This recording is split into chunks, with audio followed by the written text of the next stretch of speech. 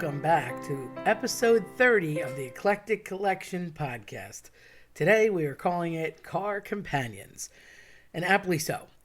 There's certain things in life that you get, like checks, pets, and cars, I believe is part of this list. They're just things that you have fun with ordering them or buying them, and life is a series of them. Pretty much people drive, so you have to have a different kind of car. If you're a pet person, you're most likely always going to have a pet. And although checks are kind of going by the wayside, it was always cool to get some new check or style of check when you ordered them. It's the little pleasures in life. So for me, not only having them and changing them up or getting the same one every time or whatever it is that was your thing, it was about naming them too, because personality was created by names. It was like giving an identity to these things. And I have had quite a few vehicles in my lifetime.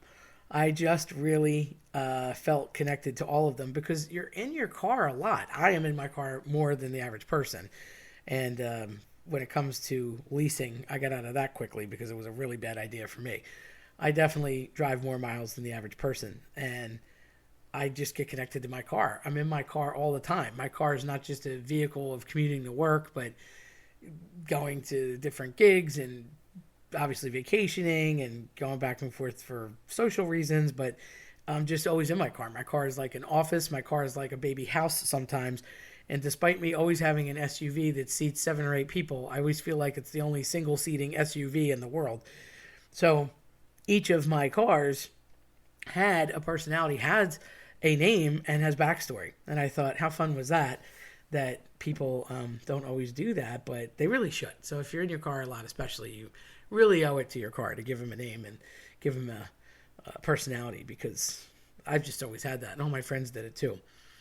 I started with Herbie. Herbie was a white 1985 Ford LTD Crown Victoria, and I loved Herbie. He was like a boat. He was a gigantic car. It was a big luxury car. My dad had a business, and he used to get a fleet of them for all his brothers were in business with him. So they each basically got that as like their family car. So he would go buy fleets of them for the families, and then go buy fleets of trucks for all the workers. And it was probably 90 when I got my license. So it was already older, and generally he changed the cars out every 4 years or so.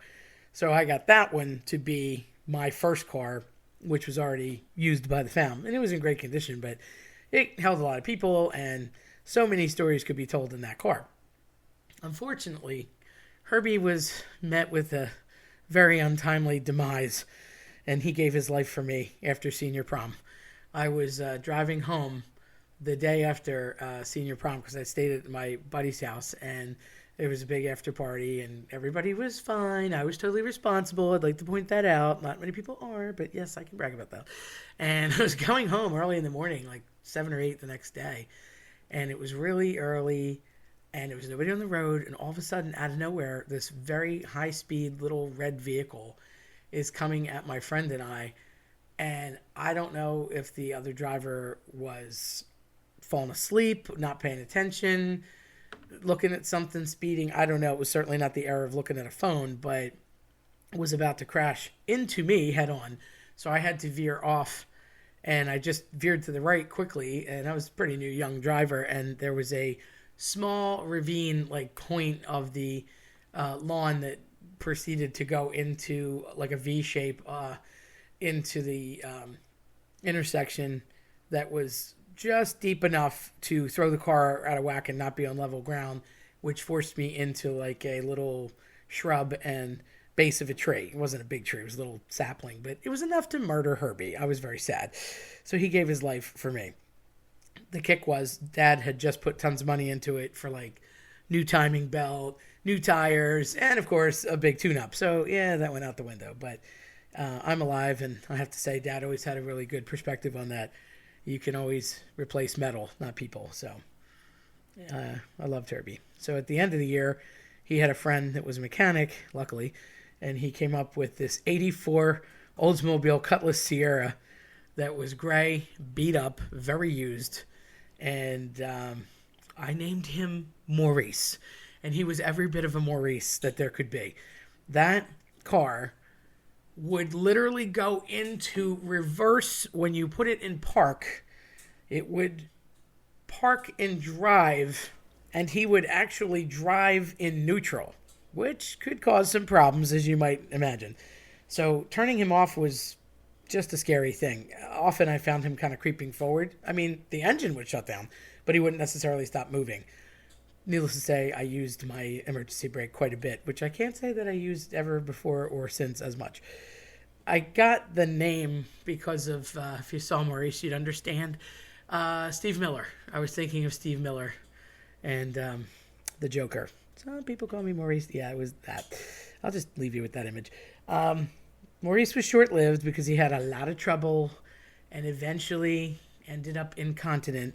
My first week in college, I was commuting and I was bringing him in, and the first week that I went to school, he was fine, had a little in the morning, but then Friday, I was coming home and I left school, and thank God my college was down the street, and pink fluid was all over the ground, and it was transmission fluid. I would come to learn that day, and I got home, and it was all over the driveway, and my dad and my brother said, don't stop it, don't turn it off, just drive it right to the dealership, which luckily my brother was working at the time, and he was like, we're getting a car. I'm like, thank God. So that was my big start college present, which led to the 1992 Mercury Topaz known as Whitey. I loved Whitey. He was a little compact car, and boy, did I put way too much stuff in Whitey. I gigged out of Whitey. He was a very small, definitely not meant for more than 4, legally 5, but I had anywhere from 8 to 12 people in that car at any given moment. The amount of equipment that I was able to force into Whitey was unbelievable. It was so bad that when I had my Technique 1200 coffin in the back of the car and I would load up all the crates of vinyl on top of it, sometimes it was so crowded and I needed to have people transported as well. I would take the Technique 1200 turntables out of the coffin, stack them on top of one another in the front seat, and stick the amp on top of that because they could take the weight. And it got so bad, and I did that so often, that my front, where the airbag was, plastic piece where a passenger would sit, actually had permanent dents in it. Pretty sure I destroyed the airbag, but, luckily I never needed it. And it was dented, like, really, really badly. And you could just see that there was something there all the time that wasn't supposed to be. But Whitey did many a field trip. Whitey did pretty much everything through college. And then Whitey befell a very sad end. It was 2/7/97. I'll never forget it. It was February 7th. I had just gotten out of college, graduated in 96. It was the following year. And I was taking a bunch of friends back to school to be there in time for a surprise party, which we were very late to. I was in Havertown, and I was stopped at a light. There was a person in front of me in another compact car. And you know those moments where you look in the rearview mirror and you just know something bad's about to happen, and all you can really do is brace for impact? That's kind of what happened. I had a full car of people and stuff, and I was really trashy, not going to lie, in Whitey. Not that I haven't been known to still throw some things around, but I was a disgrace in Whitey. There was trash, stuff, books, you name it. There was always just stuff everywhere in Whitey. It was awful. And disgracefully so. I saw in the rear view a very large truck. There was a woman driving a truck, not paying attention. She was looking in her rear view and trying to do something to her hair. I could see it. And I was stopped at a red light. I couldn't go anywhere. And not only did she pretty much accelerate to the tune of like 28 to 35 miles an hour, she smashes into the back of my car, thus pushing me into the car in front of me, and then bounces off of the back of my car and hits me again. So I get sandwiched. I'm the baloney. Her truck's fine. And in the second impact, all of a sudden, the radiator splits open and my car's smoking and it's a bad scene and he's totally disabled. So I feel like I don't just have to have the toe of shame, but it's probably never going to work again. But here's the best part. The insurance company decides that, no, we're going to fix it. Well, yeah, I call that a repack. When you have such troubles that your car starts smoking and blowing oil after it's been repaired, and the trans is beat, and the radiator is beat, and the gear shift's not even working inside the cabin. Poor Whitey was never, ever right again after that. He suffered serious terminal illnesses, one upon the other. The best part of that is that the man in front of me was not only illegally borrowing a car from someone else, wasn't from the country, didn't speak English, and had no insurance. And my Russian is very rusty, so I wasn't really able to communicate much to him. He ended up going to jail. So it was a really lose-lose-lose for everyone involved. The good news is it wasn't my fault, and the whole thing was paid for by the lady who hit everyone. But it was a pretty nasty, inconvenient thing, thus plummeting me into the car situation again. So at this time, I'm a young professional out of college and need a vehicle to go to my job. And eventually I made makeshift situations with different hand-me-down cars and different people's cars, and for a couple of months until I could get everything settled. And then I went to the dealer that summer and I bought Carlos the Contour. He was a 98 Ford Contour. And I was so proud of it because it was my first car that I bought myself. And they put my initials on the side of it with little lightning bolts out of tape. I was very, very excited. And he did not have power windows, much to my dismay. But he did have power locks, which I still can't figure out. That just doesn't make sense to me.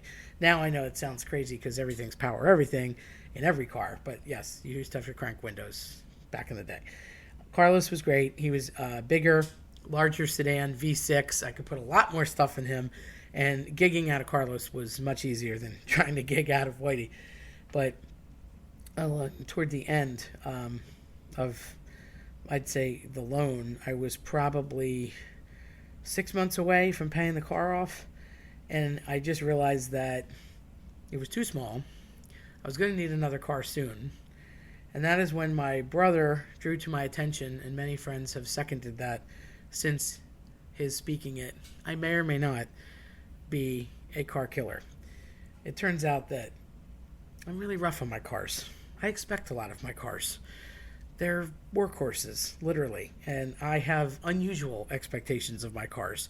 Not only because I'm in them a lot, but I'm always putting stuff in them a lot. And between entertainment, the way it is, equipment, catering, etc., there's always something that is leaking, smashing, getting stuffed into, don't have enough room for, whatever the case may be, all of the equipment. So, and it's a lot of weight in the car, and I'm constantly transporting people, and there's all sorts of weather, so I can possibly be a car killer. Somewhere around the beginning of purchasing Carlos, this was one of those terrible things when you know you're an adult when you have to get car insurance, FYI, which I always did. Clearly learned that lesson from the person in front of me that got smashed.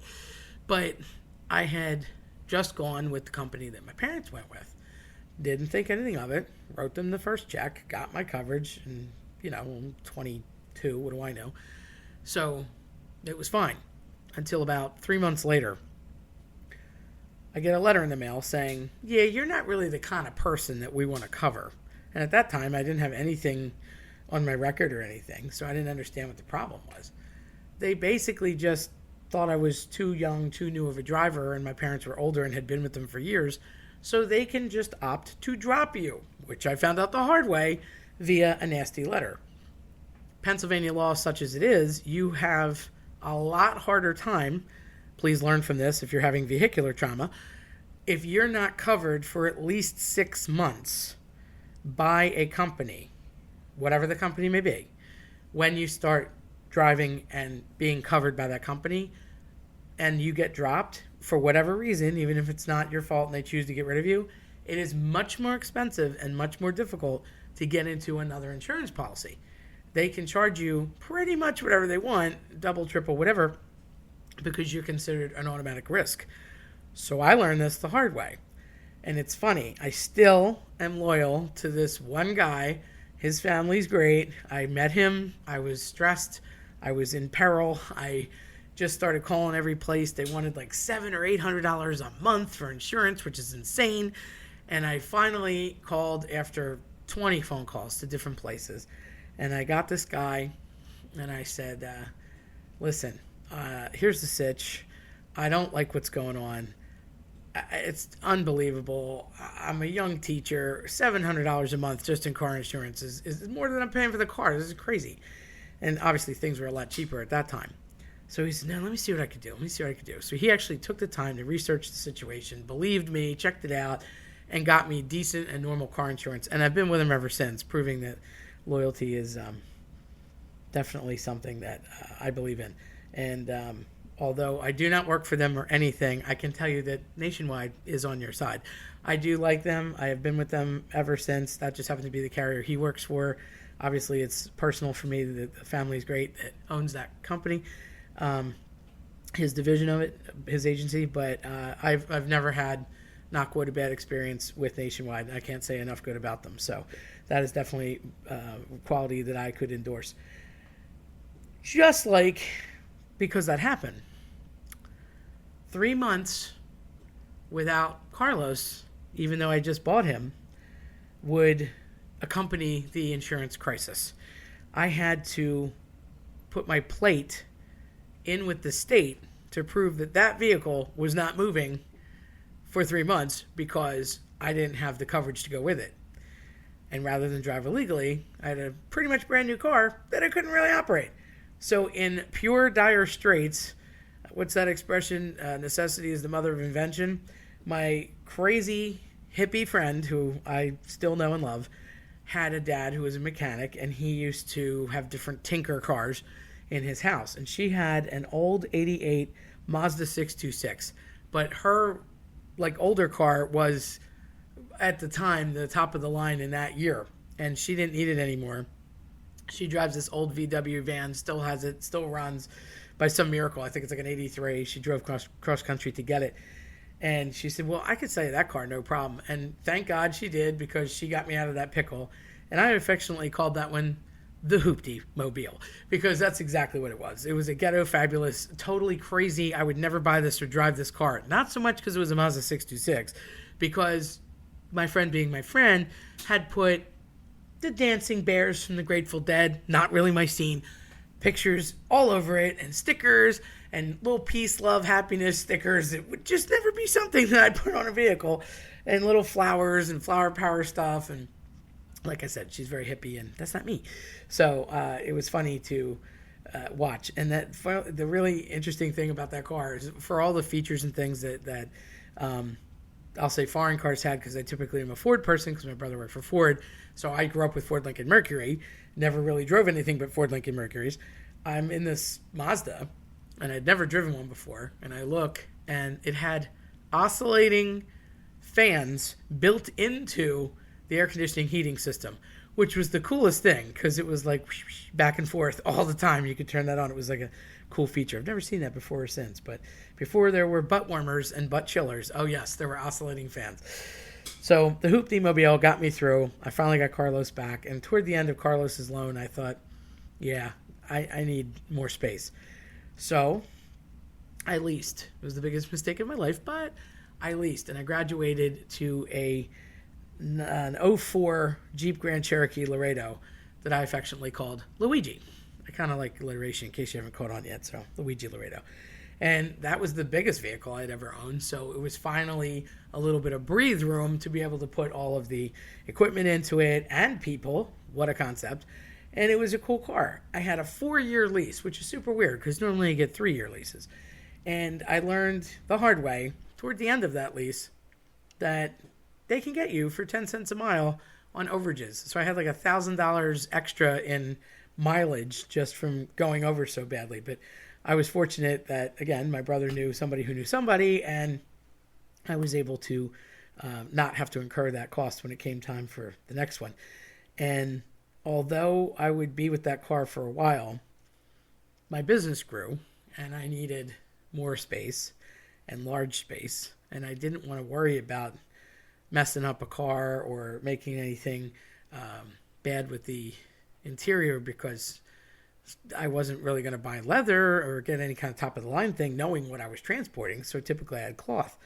And my brother used to have an old Bronco. He had a 78 Ford Bronco, and took me to see Jaws in it. Loved it.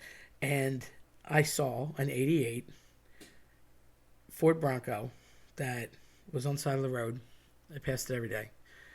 It was a mechanic, gearhead kind of guy that owned it and wanted to sell it. So I called the number on a whim. And it was the best $400 I ever spent in my life. It was a beast. The guy knew what he was doing. It just needed a couple of things that my buddies were able to do. And he should have been the Eddie Bauer edition, but it was not. It looked like those colors, but it was like the faux Eddie Bauer edition. It just wasn't the limited. So I affectionately called him Ernie Bauer because he was obviously a fake. And my sister would later go on to call him the Green Bean because it did look like a gigantic lima bean or string bean driving down the road. It was like a hunter green with a cream-colored top, like a tan. And you could take the roof off and have like a quasi-convertible. It was a hard top. Problem is, everything was so rusted on this vehicle, which I had bought as an ancillary vehicle anyway. I was so enamored with the back window that you could put the key in and it went down, which only worked for like another 6 months, I might add. It was so rusted. If I had taken the top off, I would have never been able to get it back on. It was rusted to the point where you're supposed to not legally have more than the size of a dime rust in any spot on your car. Well, my father actually made makeshift covers on the sides of the car. It was so bad in the wheel wells that he put drywall mud on them and actually spackled and taped the side of the wheel wells and eventually put metal plates over top of them because it was so incredibly disgustingly rusted. It was like a Ford Flintstone vehicle. There was a hole in the bottom of the car. You could see the road while you were driving. Everything was rusted. It was a rust bucket. It was a great car, had a big engine, and ironically the guy was a gearhead, so he was able to put a CD player in it. So it was this old piece of junk that still had a CD player, which was a commodity at that time in a vehicle. And for an extra vehicle, the Green Bean lived for quite a while. I had Ernie for, I'd say, a good 3 or 4 years before he totally died. And I did actually even fix that transmission. It was worth it because I could put anything in him and it didn't matter what happened because there was not going to be any repercussions of any kind of leaks or oil or spillage because who cared? It was already kind of all messed up. But he had a lot of personality, a lot of character. And eventually, Ernie passed away from just life support, fell short. And it was time to turn Luigi back in. And I pulled Luigi up to the parking spot to return it. And my buddy got me into an '07 Ford Explorer that I would call Enrique. And when he pulled Enrique around the lot, he pulled in the space next to Luigi. And they were both black vehicles, SUVs. And I remember thinking, standing next to them, looking at David and Goliath, I thought, wow, this car is so much bigger than the one I had.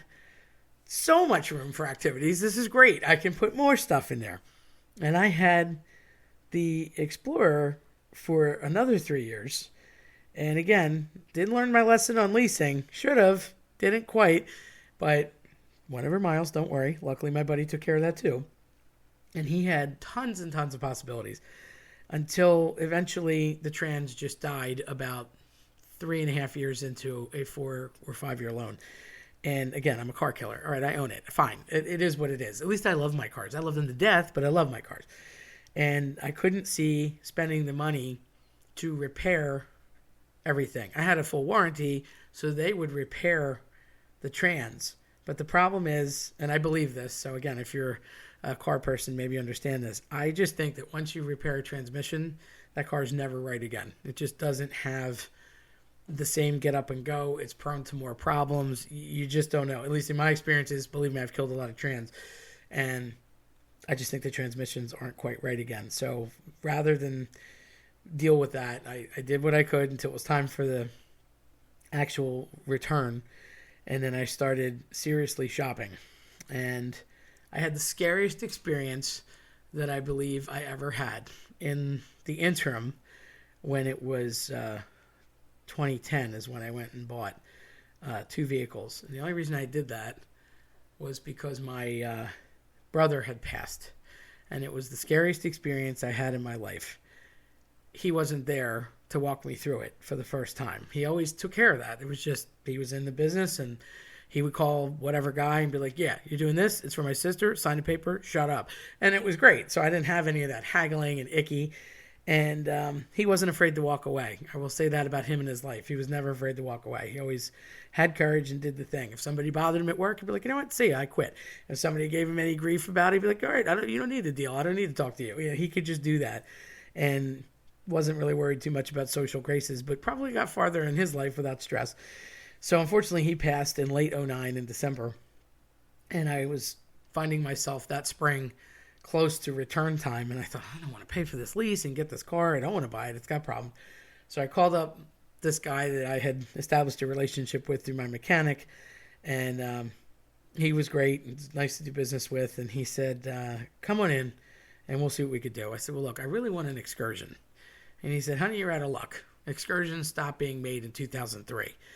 And that was the largest product that Ford ever made. I was very sad because they had barn doors and I could put even more stuff in that car. So he said, there's an Expedition.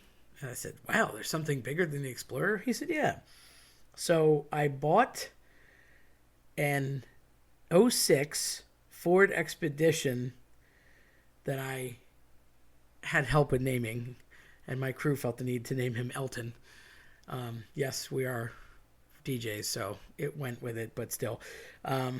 Elton was an '06 lease return, and he only had about 30,000 miles. And I bought him, so no more leasing, and I figured that if I did anything to him in terms of messing him up or getting him dirty, it would be okay because he was already a used vehicle and I wasn't getting a new one off the lot. But I also purchased a brand new 2010 Ford Mustang convertible that I named Mario. And he is my baby. So Mario Mustang was the play car and got to go around in nice weather.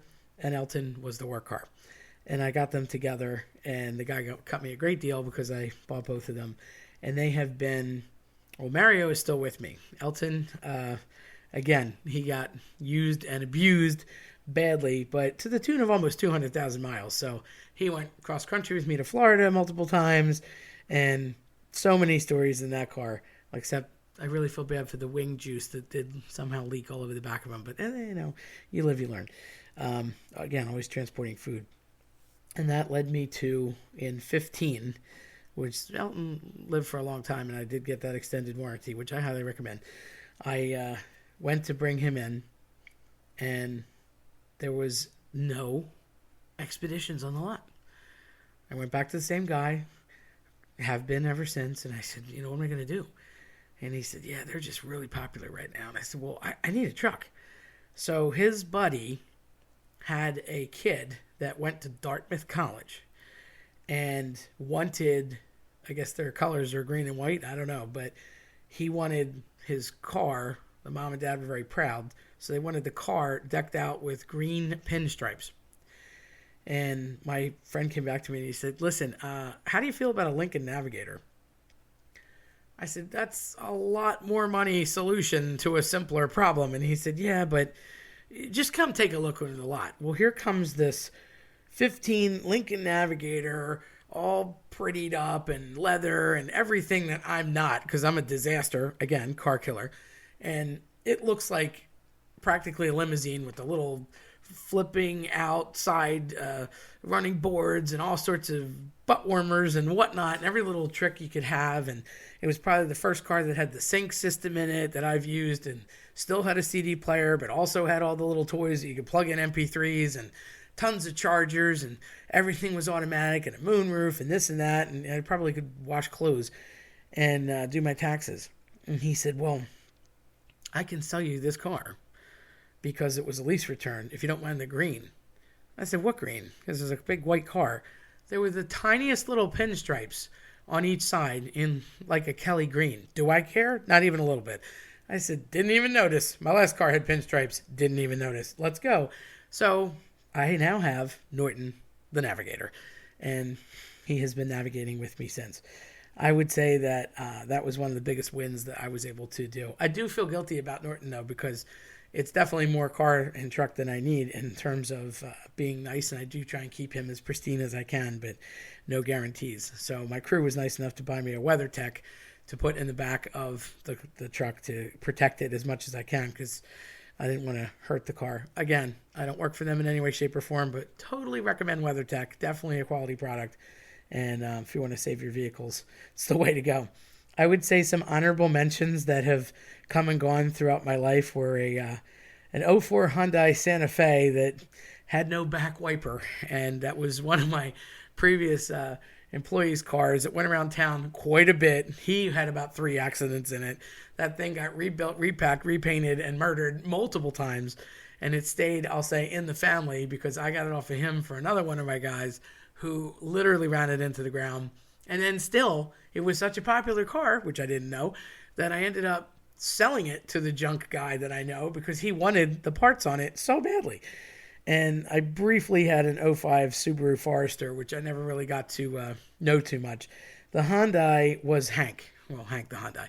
And the Forester was only with me about a year because he met an untimely demise as well, in every sense of the word.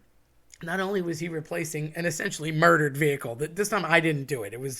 It had a lot of help along the way, but it was from a junkyard, and it was repacked and refinished as best as it could be. And we called him Subaru Sal, but very innocently parked one day, he was smashed from behind, and it was such a smash, and an off-kiltered catty corner kind of smash, that it messed up the wheel well and essentially bent the frame. So it was not worth fixing poor Sal. So we called up the car gods of junkyardness and got rid of him, R.I.P. And then I just have to bring this up. My brother-in-law was a police officer, and he had this Ford Expedition. It was an '02 Ford Expedition. No, he didn't. It was an Explorer. Sorry. He had an '02 Ford Explorer. And it was that hideous gold color. It was, I don't know. It's a cross between gold and vomit. It's kind of hideous. It's like bronze, but not. And he purchased it secondhand. So it was a second vehicle for him. He was the second owner of that car. And, he was a cop. So he had a police vehicle all the time, but that was like his private vehicle. So it didn't drive much because he was always in the cop car. But that was how I think it still had very few miles, despite it being second owner. And the back of it had that notorious crack down the middle for some reason. All Explorers in that year and time frame would crack vertically underneath the hatch for some reason, right underneath the windshield wiper in the back. And it wasn't a very terribly used car. It just looked it from that vomit color. And he had like zebra covers on it that his daughter bought, and it was this whole thing. So unfortunately, my brother-in-law passed away, and my sister really couldn't part with the car. And as luck would have it, my other sister was coming off of lease return, and she was perfect and always was for leasing because she barely drives. So where I'm too many miles, her cars were always immediately scarfed up and coveted because she had so few miles. And to keep it in the family, my one sister said to the other, well, look, why don't you drive it since you need a car anyway? So we affectionately and lovingly call him the POS because, well, that's what he is. You can figure that acronym out yourself, but he is lovable, and he is still running by some miracle. And I don't think he's anywhere near 100,000 miles. I think he's only got like 80-some. The joke has been, how long will this car run? Because he's a little rust bucket too, nowhere near as bad as my green bean. But he's had some repairs, not going to lie. But he keeps on keeping on. So she kept saying, well, it'll last a year or two, and I don't drive much, so then I'll get another car. Well, that's been said now for almost 10 years. So it's still going, and the big joke is if and when that car ever goes, then she'll go get another car. So that remains to be seen. But it's still running, so impressive. Anyhow, that's my brief history of cars because love your cars. Give them names. Be nice to them. Talk to them. Have a personality for them. especially if you're in them a lot. But some inanimate objects are definitely worth treating like as if they were a pet in some way. Because if you're with them that much, I do think that there's something to, some psychics say that there's like aura transfer or people's personality transfer onto certain things that they own. And it does make sense if you think about it. Like, for example, a musician, if they have a certain guitar or a certain trumpet or whatever the thing is, if they played well and often, you're with that thing a lot. So it's very possible. Favorite computer when writing, favorite pair of dance shoes if you're a ballerina, fill in the blank, whatever it is that you're good at or like to do. It's just very possible that thing is also connecting you to be able to do whatever hobby or accomplish whatever thing you're trying to do. So that's my 2 cents. If you liked what you heard today, then check out eclecticcollectionpodcast.com or listen to us on your preferred platform. I'm Terry Tenaglia. Thanks for listening.